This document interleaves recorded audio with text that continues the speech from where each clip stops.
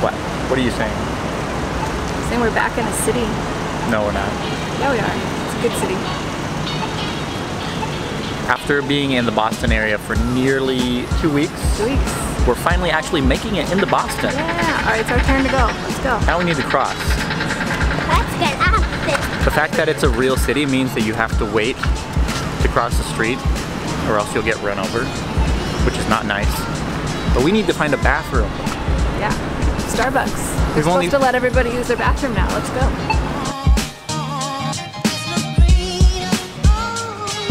Inside this white spot. And every time you get to a different place, they have stamps.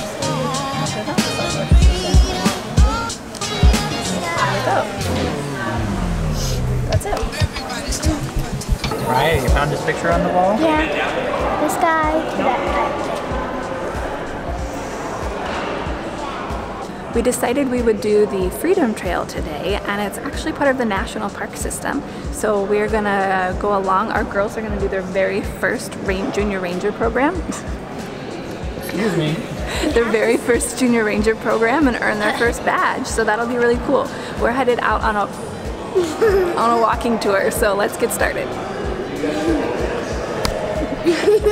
Okay.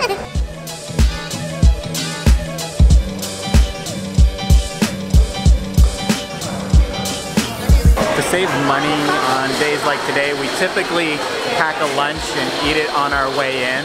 But now we're walking through the Quincy Market, which is food stall after food stall after food stall, making us all really, really hungry and regret our decision of packing sandwiches.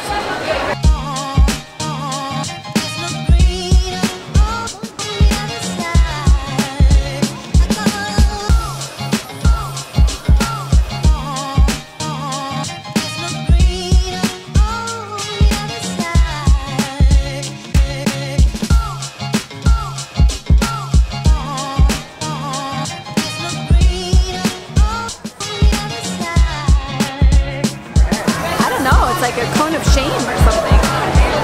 No idea.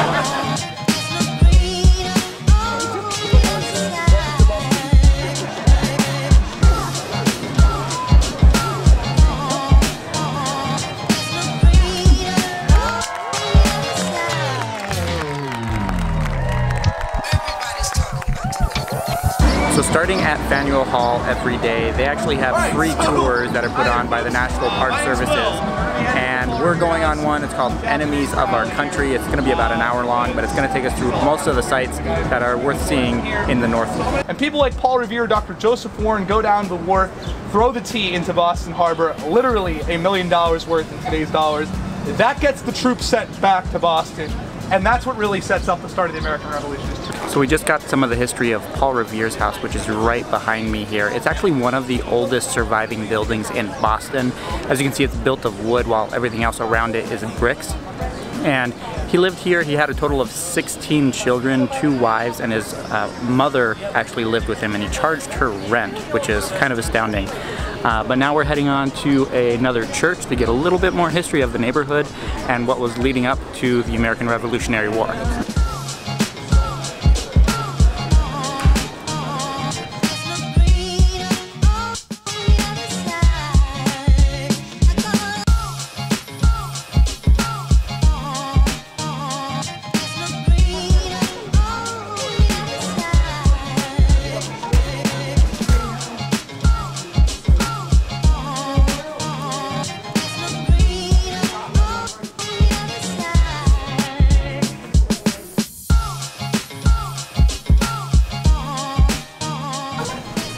Sampling some chocolate, and guess what?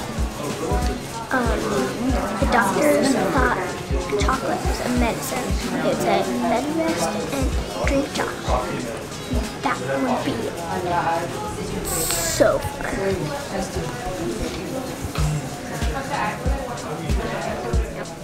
Red pepper, please. Dried orange, aniseed, salt, and then a natural food coloring called annatto. Do you guys like goldfish? It has annatto in it. So this is what makes your goldfish orange. This is the Old North Church. So our second and final stop on our little bit tour was right at the North Point Church. We got a lot of the history of what happened, the planning before they put the 2 lamps or the lanterns in the top steeple of the church way up there for Paul Revere's ride. And just getting the history and a little bit more context than what you get in the history books is always really fun, and being here where it actually happened is pretty amazing.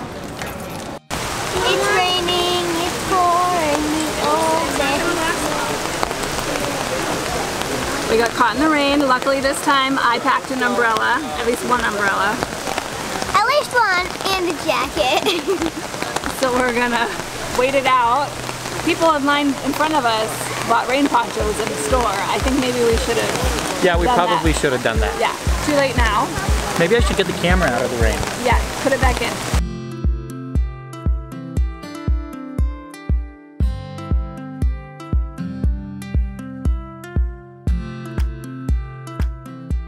So one of the reasons they chose this church was because you could see it from Charlestown, which I don't think is very far from here, but they chose it because it was the tallest building back then.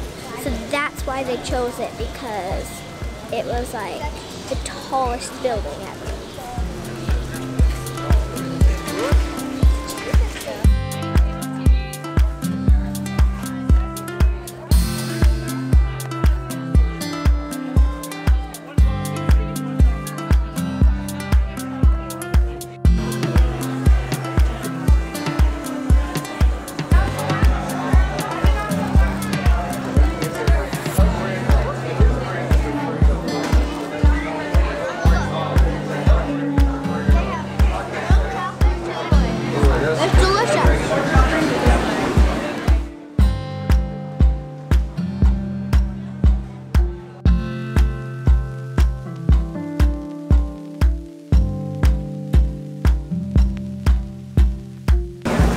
Being in a city and having a market makes me miss this life a lot.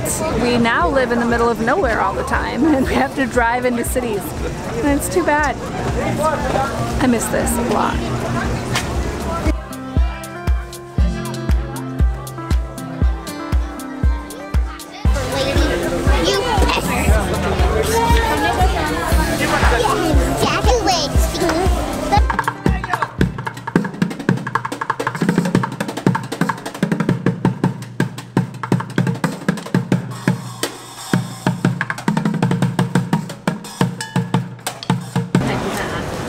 We are at our last stop. We have to fill out 5 activities in the book for them to get their badges. But our last stop, and they had to pretend that they were the royal governor, Thomas Hutchinson, after the Boston Massacre. And what would you tell the citizens after the massacre, Lana? What did you write down? Be in your houses. And that's a plus for and. And hide. hide. So Lana says they should be in their houses and hide. Mariah, what would you tell the people? Calm down and I will give you chocolate.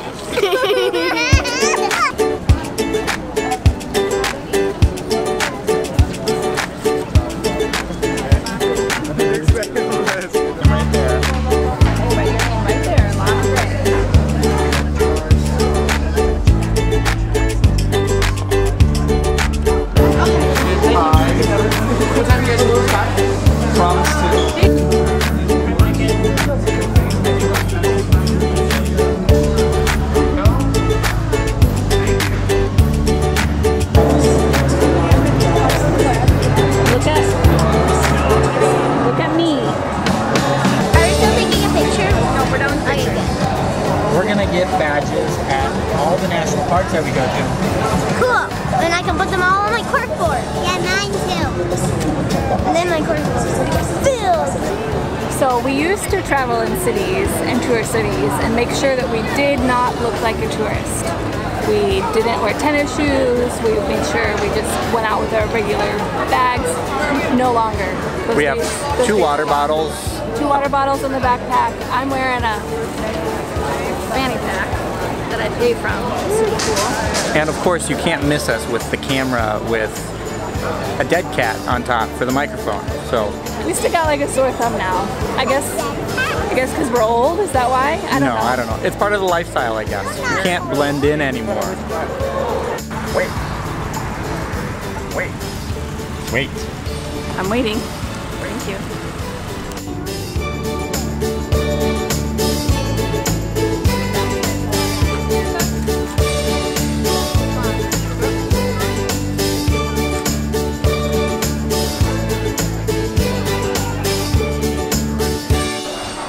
So we ended up at the Cantina Italiana in the North End, and it's supposedly the oldest Italian restaurant in Boston that's been open the longest. We just ordered our appetizer. It looks delicious. Now it's time to dig in and actually see if this actually matches up to real Italian food. So far everyone's speaking Italian, so at least they know the language. Their accent's not as good as mine though. Looks good.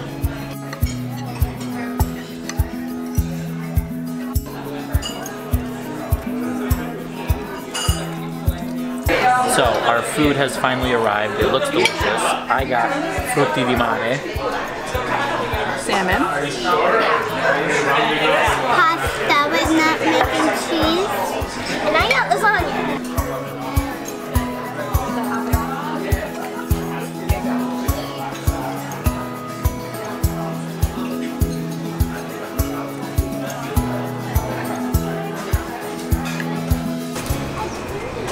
Gotta fix my hair, it's a mess. So dinner at Cantina Italiana was delicious. I think we all enjoyed our meal. Yes. And it was a perfect way to finish off Boston today. It's a beautiful city. It reminds us a lot of Italy, European cities, just nice, compact, dense, lots of history, really good architecture. But dinner was kind of expensive. I mean, we paid $137 for dinner for... Usually not what we pay for dinner. Yeah, in Italy, that dinner would have cost us about $45, which, again, we are in the States. Food does cost a lot more here than it does over in Italy. But it was probably worth it. We haven't had a dinner like that in a long time, so we definitely enjoyed it.